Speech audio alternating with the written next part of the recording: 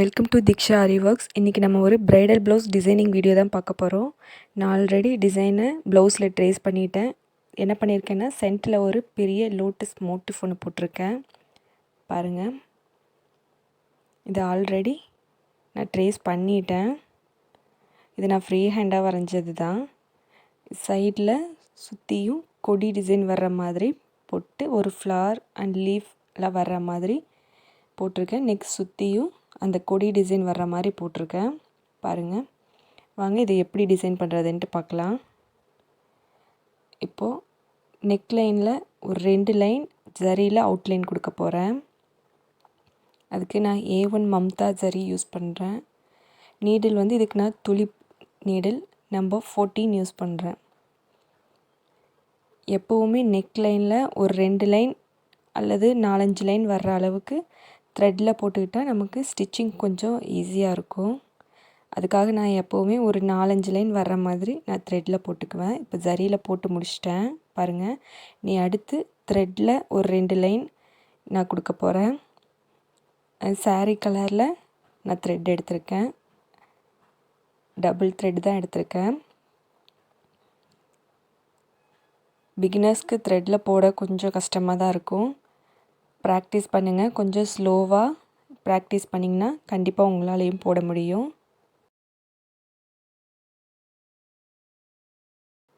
அடுத்து நான் ஒரு லைன் சுகர் பீடோட லைன் வைக்க போகிறேன். இதுக்கு நான் ஆன்டிக் கலரில் சுகர் பீட் எடுத்திருக்கேன். இதுக்கு நான் எதில் வைக்கிறேன்னா ஸ்விங் த்ரெட்டு தான் நான் யூஸ் பண்ணுறேன். இதுக்கு வந்து நான் நீடில் வந்து அயன் நீடில் யூஸ் பண்ணுறேன். சுகர் பீட் அண்ட் ஜர்தோசிக்கு நான் எப்போவும் அயன் நீடில் யூஸ் பண்ணிக்கிறேன். அடுத்து குந்தன் ஸ்டோன் நான் ஒட்ட போகிறேன். அதுக்கு க்ளூ போட்டுக்கோங்க. கொஞ்சமாக அந்த ஸ்டோனுக்கு எந்த அளவுக்கு தேவையோ அந்த அளவுக்கு மட்டும் கொஞ்சமாக போட்டுக்கோங்க. ரொம்ப அதிகமாக போட்டிங்கன்னா அதை சுற்றி ஜர்தோசி வைக்க போகிறேன். அதுக்கு கொஞ்சம் கஷ்டமாக இருக்கும்.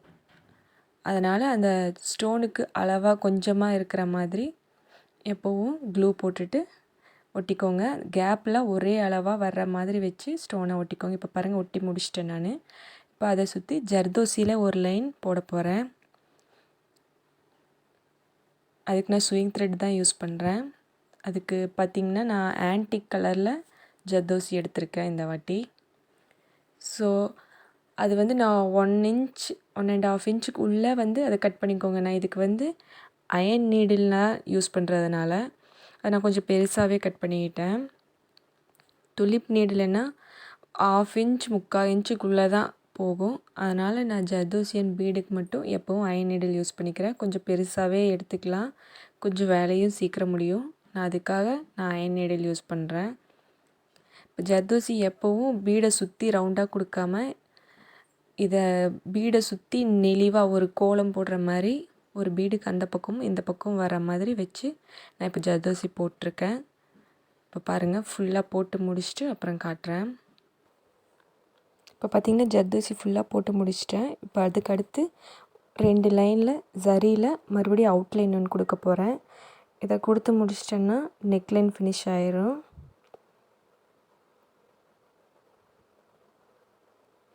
இப்போ ஃபுல்லாக கொடுத்து முடிச்சுட்டு நான் அப்புறம் காட்டுறேன்.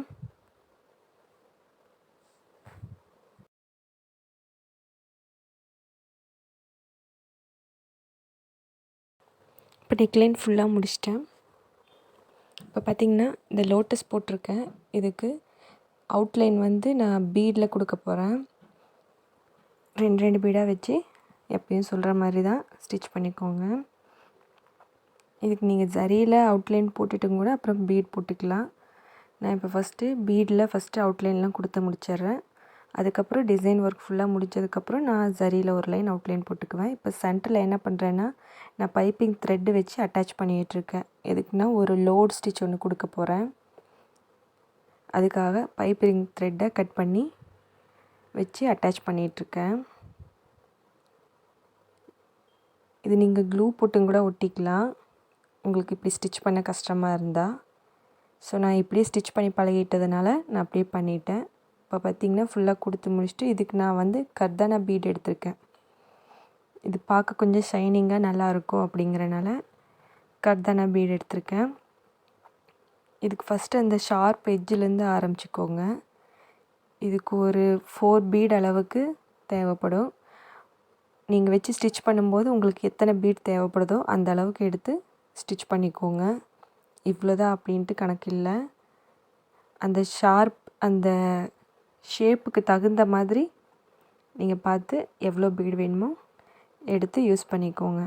அந்த கிராஸ் நல்லா கொண்டு வரணும் இதில், அப்போ தான் இதுக்கு அழகாக இருக்கும். இப்போ இந்த பெட்டலுக்கும் நான் லோடிங் தான் கொடுக்க போகிறேன். இதுக்கும் த்ரெட் வச்சு அட்டாச் பண்ணிக்கிறேன்.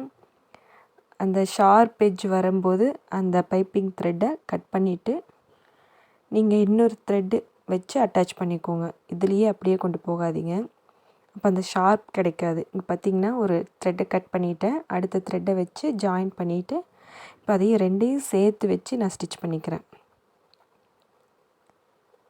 அங்கே ரெண்டும் ஜாயிண்ட் ஆகிற அந்த இடம் மட்டும் நல்லா ஸ்ட்ராங்காக இருக்கிற மாதிரி ஒரு 4-5 ஸ்டிச்சஸ் போட்டுக்கோங்க. அப்புறம் அந்த ஷேப்புக்கு தகுந்த மாதிரி வச்சு ஸ்டிச் பண்ணி அதை நீங்கள் கட் பண்ணி எடுத்துக்கலாம்.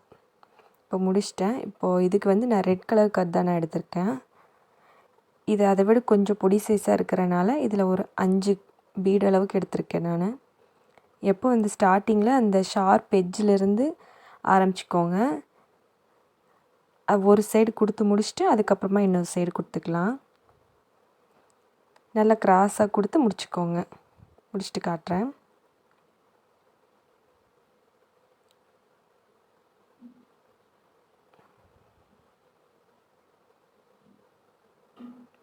இப்போ கொடுத்து முடிச்சிட்டேன். சென்டரில் ஒரு லைன் பீட் லைன் வைக்க போகிறேன். இது சுகர் பீடு தான் எடுத்துருக்கேன். அதை ஒட்டியே நம்ம இந்த லோட் கொடுத்துருக்கோம்ல, அதை ஒட்டியே ஒரு லைன் சுகர் பீட் போட்டுக்கலாம்.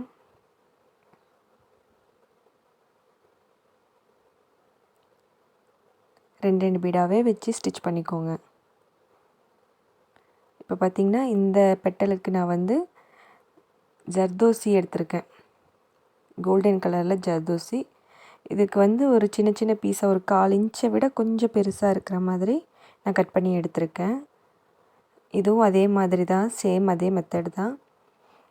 ஒவ்வொரு வாட்டியும் நீங்கள் எந்த பக்கம் ஃபஸ்ட்டு ஸ்டார்ட் பண்ணி ஜர்தோசி கொடுக்குறீங்களோ அதே பக்கமாகவே எல்லாமே கொடுங்க.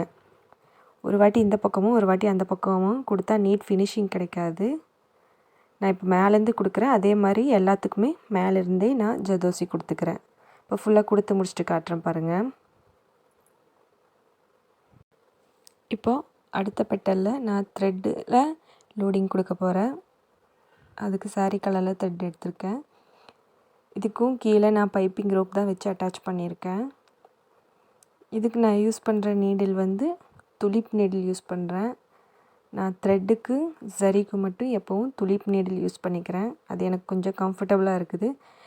இதோட சைஸ் என்னென்னு பார்த்திங்கன்னா நம்பர் 14 வந்து த்ரெட்டு, இந்த சில்க் த்ரெட்டு, ஜரி த்ரெட்டு இதெல்லாம் போடுறதுக்கு நம்பர் 14 கொஞ்சம் கரெக்டாக இருக்குது. 14 ஆர் 13 உங்களுக்கு எது கம்ஃபர்டபுளாக இருக்கோ நீங்கள் அதை யூஸ் பண்ணிக்கலாம். இப்போ பார்த்திங்கன்னா இதுக்கு நல்லா கிராஸாக கொடுத்து இந்த பெட்டல் ஃபுல்லாக முடிச்சுக்கலாம். எந்த அளவுக்கு முடியுமோ அப்படி நல்லா கிராஸாக கொடுத்துக்கோங்க.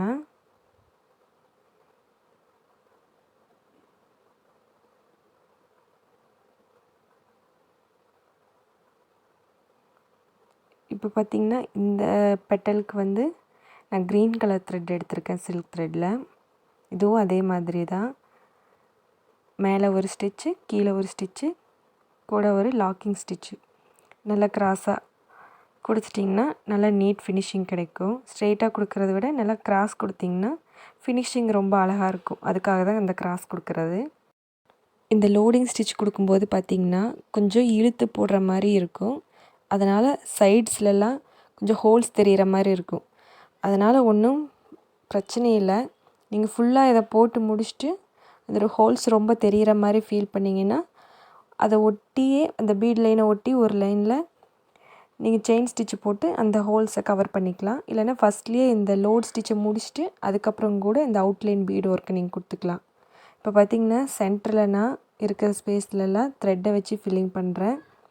த்ரெட்டில் இப்போது ஃப்ரெஞ்ச் நாட் போட்டிருக்கேன். இதுக்கு வந்து 6x6 12 ஸ்டாண்டு நான் த்ரெட் எடுத்திருக்கேன்.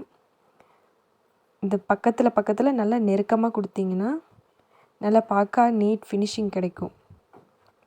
கேப் இல்லாமல் நெருக்கமாக எவ்வளோ ஒட்டி இந்த நாட் போடுறீங்களோ அந்த அளவுக்கு நல்லாயிருக்கும். இப்போது த்ரெட் ஒர்க் ஃபுல்லாக முடிச்சுட்டு நான் அப்புறம் காட்டுறேன் பாருங்கள்.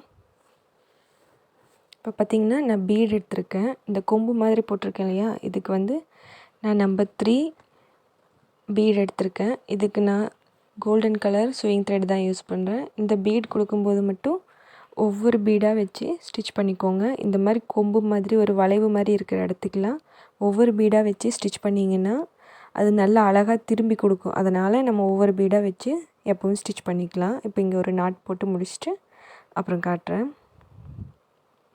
இப்போ பார்த்திங்கன்னா நான் ஃபுல் ப்ளவுஸும் முடிச்சிட்டேன்.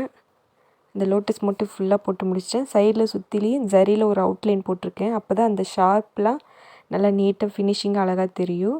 இப்போ நெக்லைனையும் ஆல்ரெடி பார்த்துருப்பீங்க. நான் ஃபுல்லாக முடிச்சிட்டேன். இந்த வீடியோ உங்களுக்கு பிடிச்சிருந்ததுன்னா லைக் பண்ணுங்கள், ஷேர் பண்ணுங்கள். இதை பற்றி ஏதாவது டவுட்ஸ் இருந்தால் கமெண்ட் பண்ணுங்கள். இதோட நெக்ஸ்ட் பார்ட் நம்ம அடுத்த வீடியோவில் பார்க்கலாம். மறக்காமல் சேனலை சப்ஸ்கிரைப் பண்ணிக்கோங்க. தேங்க்யூ ஃபார் வாட்சிங். பாய்.